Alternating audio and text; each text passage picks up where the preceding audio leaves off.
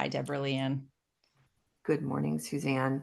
You were just telling me about the gene key and the gate, the human design gate of this week. Would you go over that again, please? Now that I have that's recorded. So this is as I was tuning in, I was feeling into this gate and the the frequency, and we're talking about gene keys. This is written by Richard Rudd, and the human design reflections that I use is by Karen Curry Parker, and it's also all related to the I Ching. So just some food for thought.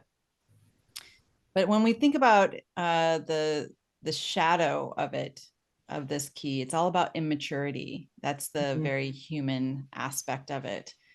And the Siddhic state, the highest state, is superabundance, but we get there through the gift, and that is all about expansion.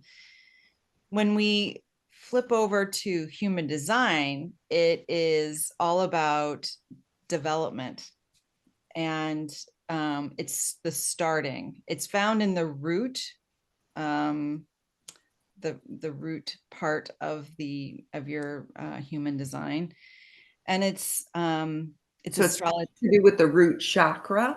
Well, Okay. you could associate it with the root chakra. It is about the um, what I found out today. What do you call it? The Oh, physiology. yeah, The physiology is the urogen mm, genital. genital diaphragm, which is like the the part that's the kind of like the muscular area around your private. Vagina, right? Well, I don't know what it would be for men, but yeah, the right around the front of the um, genitalia. Yeah, and it's also addressing adrenal glands. So this is all about the divine timing center, and it's really about allowing ourselves to start things and having enough energy to start things, but not necessarily, what's the word I want to say? Feel as though that you have to finish them like rapidly. This is allowing the grace to allow life to live through it and have the divine timing to allow it to play out. So instead of like trying to force life to happen, it's much more about trusting. Allowing it to happen or Yeah. flowing through us, Yeah. which is so funny because I am in the final month of participating in the Pearl retreat, which is the prosperity sequence of the gene keys. And this particular key that we're studying this month is the very center of the sacred geometry of the profile. And the it when it comes to making money, which is what most of us think about when we think of prosperity, even though there's many forms of prosperity, relational, health wise, and all that. Um, it's about not doing. It's about allowing. It's Mm, about receiving. It's about opening and softening and being true of who we are right. so that prosperity finds us. Right. And so all the other steps are about where we want to take action and stuff, but this one is very much a receptive center, almost like a seed that needs Yeah. to be watered and receive the nutrients. So it's like the inner thing. So I want to hear about, so this sounds more second chakra because it has to do with the creative, but you were saying something Yeah. about It's like just, starting but not finishing. What is that about? Like yeah. It's where it's you about, start yeah, it's the about creative. the impetus to get things started, right? So as the as what Karen Curry Parker, I'm going to quote it, it's the lesson or the challenge is to respond in alignment with your energy blueprint to opportunities to get things started. So to initiate the process of preparing or setting the state for the manifestation of a dream before it becomes a reality. So it's learning to trust in the timing of the universe and to not take charge and to try to implement your own ideas while working against divine timing. And it's to not burn out trying to complete things. So to find peace as a starter, not as a finisher. And I love that quote because it's like, can you be at peace and at one with the process as opposed to the end result? Whoa. And that's a learning that I learned about 30 something years ago about trust the process. It's Mhm. not the it's not the completion. Right. It's being in process that is where all of the magic happens. Um I mean, there is something fun when we complete things, but there's also, I feel like that's what we're doing, right? We don't know Yep. this next iteration of our co-creative whatever, but which is why even though we were just having a conversation, I'm like, let's record this just in case this is the beginning of Something. something, Right. which feels very much about, it does have to do with tuning in. It Yes. does have to listening to what's going on underneath all the chatter, underneath all the noise. What Yeah. what's the pearl, or what's the inner essence of what is going on in this time? Oh, So, thank you. yeah, I want to also read this quote from Richard. Um, he says, "It requires that you allow yourself to be swept aside by life, letting go of all definitions of who you are and where you think you're going." Let's Who just breathe into that for a you second. think you're going.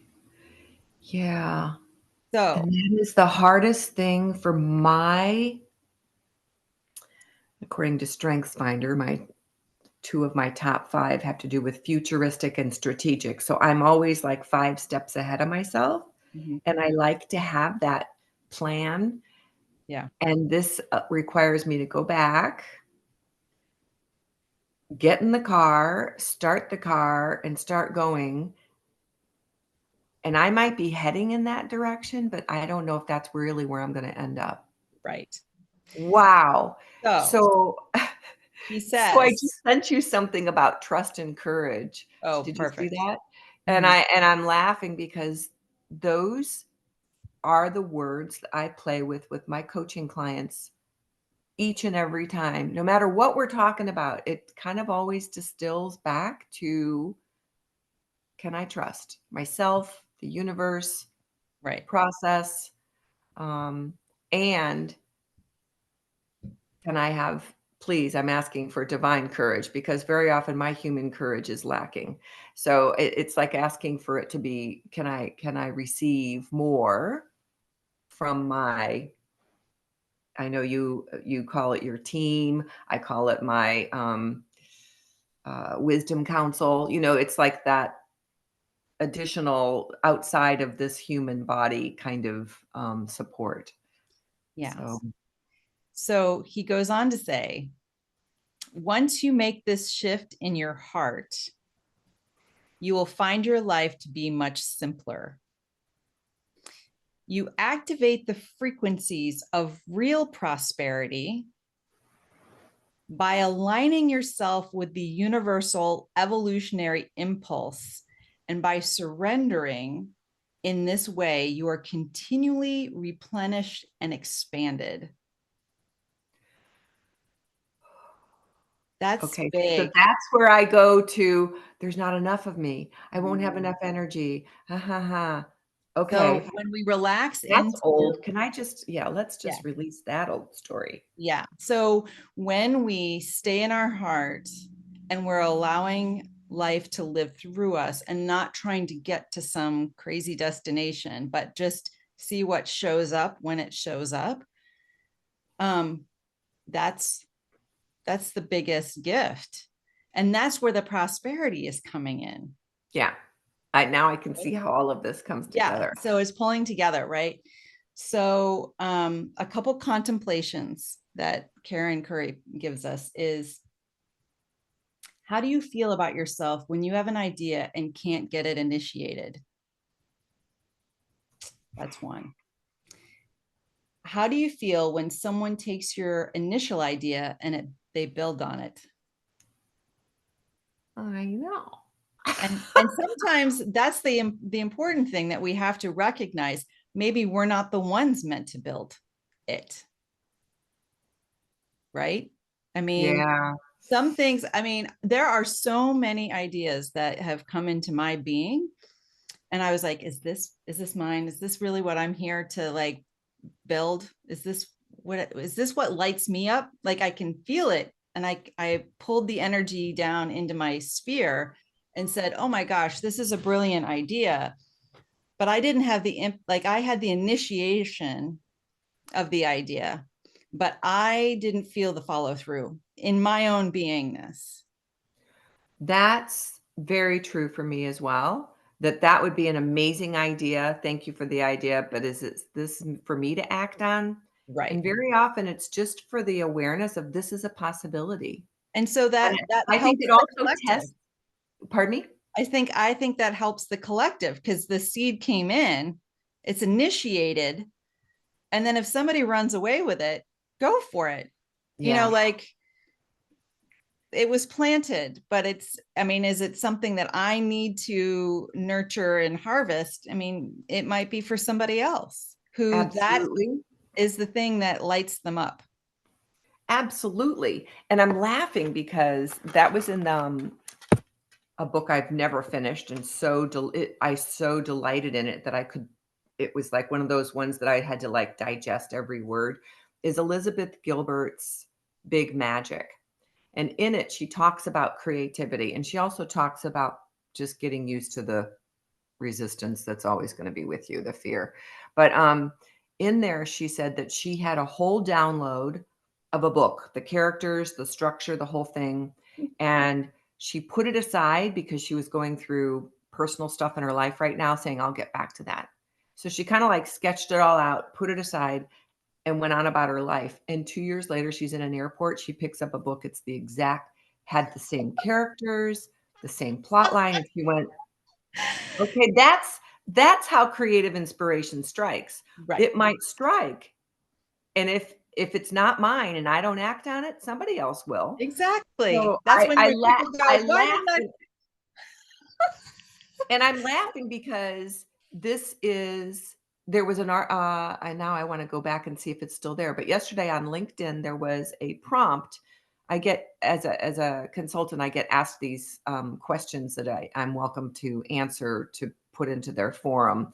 And one of them was about this question of the week was how would you coach someone about handling a project from beginning to end? And immediately I was like, I don't even like handling a project from beginning to end. I love to do the beginning part and then hand it off. But I mean, I almost feel like it's like I would like to surround myself with the people that I know. It's kind of like putting together a movie. I can't do that myself, but I can hire the actors, I can hire the director and the right film crew and the perfect fashion designer, all of that. I don't need to do any of that. I just Mhm. have the vision, and then I find the people who are gifted to Right. do those parts. So Right. that's immediately what came to me is that, "Oh, I don't wanna do the whole I don't this is not me." Yeah. But when there is something that's ours, and we know that it's ours, like this is something that you and I are co-creating. I Right. mean, maybe we're calling in somebody else to support us in this process as it happens, but I feel like I wanna know where it's going, and Mm. I wanna have a plan, and I wanna know what it's gonna be called and how we're gonna describe this, and I immediately get into all of that versus just showing up Yeah. and being. Yeah. So, Um, how do we get back to tuning into huh, there's that tuning into the beingness that slows us down to be in that space of receptivity, of the superabundance citic state, of the, what was it called in human design? Development, starting. Right. Oh, So, excuse me. I'm so um, sorry. I'm that's going to okay. turn this off. So the other kinds of pieces that are related to starting, and then, do you value what you're starting? And what identities and attachments do you have to be the one who starts and finishes something? And that's kind of what we were just talking about. Maybe it is something that you might be the initiator, and you build something, and then it like expands. Somebody takes that idea and rolls with it. um or do you judge yourself for not finishing something? and Oh, and so how, you know again, this is all about divine timing. There's so many books that I thought that I was going to write, and I kept going, is it now? Nope. yeah. Is it now? Nope. And so this is that big question, is do you trust divine timing? And so when your message is clear, it's going to come through, it'll pour through you easily and effortlessly. This is not Right. something that you have to sit there and dig. Like, again, this is the surrendering so that you can be replenished and expanded, not the struggle. Absolutely. And So this is where I also get, can I back down on it? Because my mind will go crazy with a, uh, something to solve, something to complete, something to, it's in my awareness as an unfinished thing. And mm, so this is where I get to play with, isn't patience one of your jinkies? How do I adopt that one? that's why you're hanging with me. Got it. So there's something about reminding me to come back into this moment. And in this moment, everything is complete. In this moment, everything is perfect. In this moment, I am perfect. There's nothing more for me to do. Yeah. And you were Um, mentioning how to drop into that space. I was aware of it, even this morning. I think I was telling you, I was went to the hospital, get my blood drawn, and and there I am sitting on the bench, and I'm seeing these insects there, and I haven't been hanging out a lot outside, and I was like, oh wow, and I was feeling into the messages that they were telling me, and what I recognized is that they were symbolizing transformation and the ability to overcome challenges in life. And I was like, yeah, this is about moving forward and having faith, you know, and the ability to overcome any kind of difficulties.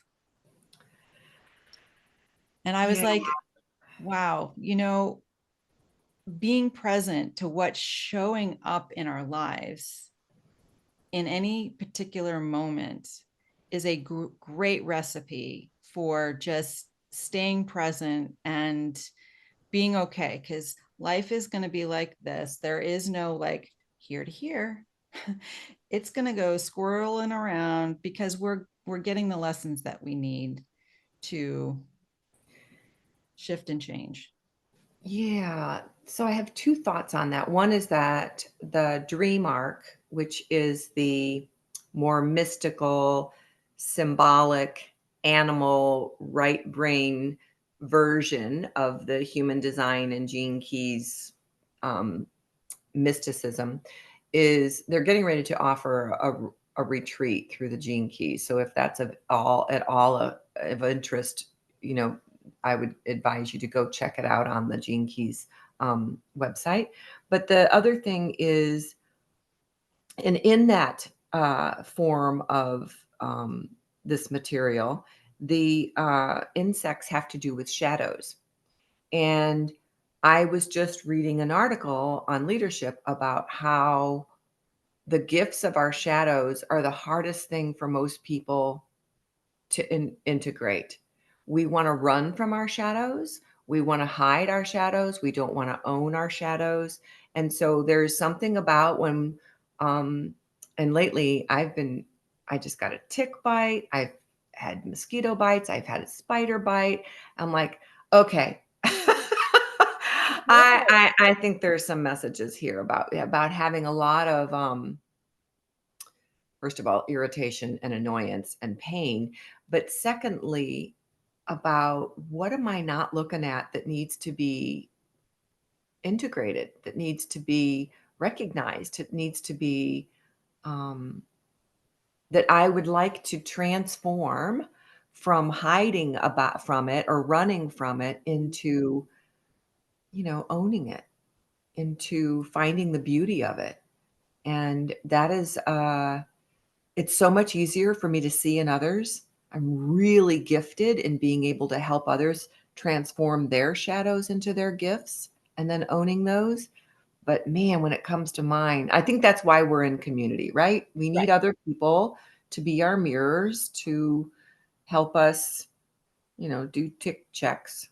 Well, Do a yeah, and I think specific tick check. absolutely. And I think that when you look at human design too, which is a little different than gene keys, there are very, gates and spheres are the same kind of thing. But when you look at the human design, you complete channels for one another. And so that's where the energy is flowing. And that's why some people will activate certain things within you, or you're attracted to that. And because you're there to complete something, to, you know, To learn and grow and, well, as Richard calls it, unlock each other's genius, right, right? exactly.